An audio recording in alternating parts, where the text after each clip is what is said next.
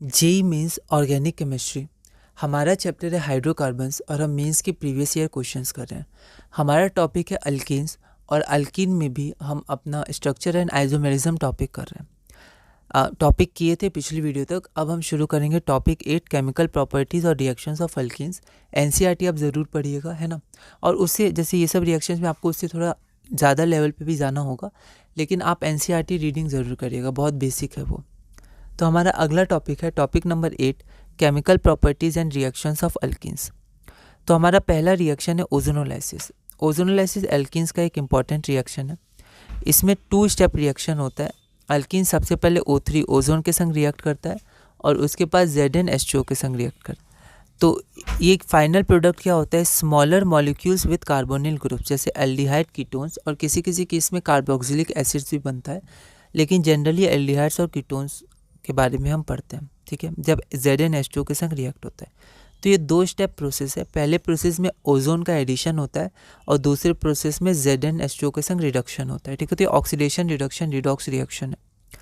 पहला स्टेप होता है अल्कीन O3 के संग ओजोनॉइड बनाता है, ठीक है। तो ओजोन क्या होता है, 3 मॉलिक्यूल, तो वो डबल बॉन्ड में यहाँ पर इस साइड पे जुड़ता है, ठीक है। तो ये हो गया ऐसे। और ध्यान दीजिएगा कि आप यहाँ पर बीच में एक बॉन्ड नहीं लगाइएगा, वरना कार्बन की वैलेंसी 5 हो जाएगी। तो कार्बन की वैलेंसी यहाँ कंप्लीट है, तो एक ऑक्सीजन ऊपर जुड़ता है और 2 ऑक्सीजन बगल में। तो ये प्रोपीन है, तो इसका नाम होता है प्रोपीन ओजोनॉइड। तो ये ओजोनॉइड बन जाता है। अगला स्टेप में क्या होता है, ये ओजोनॉइड ब्रेक होता है, ठीक है। तो यहाँ पर आपके पास जो एक CC है, इसके साथ एक कार्बन आएगा और इसके संग एक कार्बन आएगा, तो 3 में से 2 कार्बन एक एक के संग आ जाते हैं, ठीक है। तो यहाँ पर आपका प्रोडक्ट बन जाता है ये और ये डबल बॉन्ड। तो ये हो गया मिथेनल HCHO और ये आपका हो गया इथेनल। तो ये है क्लीवेज ऑफ ओजोनॉइड, ठीक है। तो यहाँ पर आपका जो यहाँ पर रिएक्टेंट है उसका 2 अगर हम लोग रिएक्शन करवाते हैं 2 स्टेप्स में, तो आपका जो फाइनल प्रोडक्ट बनता है वो एल्डिहाइड बनता है, इथेनॉल और मिथेनॉल, ठीक है।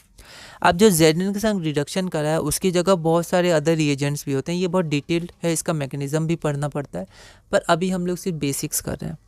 तो डाई मिथाइल सल्फाइड होता है, वो भी यूज़ कर सकते हैं DMS, और triphenyl phosphine PH whole thrice P भी हम लोग यूज़ कर सकते हैं Zn की जगह। तो हमारा पहला क्वेश्चन है क्वेश्चन नंबर 41। यहाँ पर हमारे ये रिएक्टेंट दिया हुआ है, इसको ओजोनोलाइसिस किया गया है। इससे हम लोग समझ जाएंगे ओजोनोलाइसिस रिएक्शन है। तो रिएजेंट्स बहुत इंपॉर्टेंट है, क्योंकि कई सारे रिएक्शंस हमें पढ़ने हैं, तो रिएजेंट्स आपको ध्यान रखना है। Consider the given reaction, the total number of oxygen atoms present पर मॉलिक्यूल ऑफ द प्रोडक्ट। मतलब एक मॉलिक्यूल जो प्रोडक्ट बनेगा उसमें कितने ऑक्सीजन एटम प्रेजेंट होंगे, ठीक है। तो शुरू करते हैं इसको। एक बार आप इस क्वेश्चन को ट्राई करिए, 2024 का क्वेश्चन है, फिर हम लोग आगे बढ़ते हैं। तो यहाँ पर सबसे पहले हम लोग O3 के संग रिएक्ट करवाएंगे, तो ये ओजोनॉइड बनेगा। ओजोनॉइड को हम लोग इधर से ब्रेक करेंगे, ठीक है। तो हमारे पास 2 प्रोडक्ट बनेंगे। कौन कौन से प्रोडक्ट बनेंगे, एक बनेगा यहाँ पर, ये हो गया आपका इथेनॉल, और ये भी इथेनॉल बनेगा क्योंकि सिमेट्रिकल है, ठीक है। अब इथेनॉल बनेगा तो यहाँ पर हम लिख सकते हैं 2CH3O, ठीक है। तो जो हमारा प्रोडक्ट बना उसके 2 मॉलिक्यूल्स बने, ठीक है, 2 मॉलिक्यूल्स बने। पर क्वेश्चन क्या था, क्वेश्चन था कि number of oxygen atom present पर मॉलिक्यूल। तो एक मॉलिक्यूल में कितने ऑक्सीजन एटम्स हैं, तो हम देख सकते हैं 2 मॉलिक्यूल में 2 ऑक्सीजन एटम है, ठीक है। एक इथेनॉल में एक एटम ऑक्सीजन का, दूसरे इथेनॉल में दूसरा एटम। तो 2 मॉलिक्यूल्स ऑफ प्रोडक्ट में 2 ऑक्सीजन एटम, तो एक मॉलिक्यूल ऑफ प्रोडक्ट में 1 ऑक्सीजन एटम, तो आपका आंसर 1 हो जाएगा। तो यहाँ पर आपका आंसर हो जाएगा 1, ठीक है। अगला है हमारा क्वेश्चन नंबर 42। 2 हेक्सीन को ओजोनोलाइसिस किया गया, 2023 का क्वेश्चन है। तो आपको बताना है 2 प्रोडक्ट्स, क्योंकि 2 प्रोडक्ट फॉर्म होते हैं, इसमें तो सेम हो गए थे, अलग अलग भी हो सकते हैं।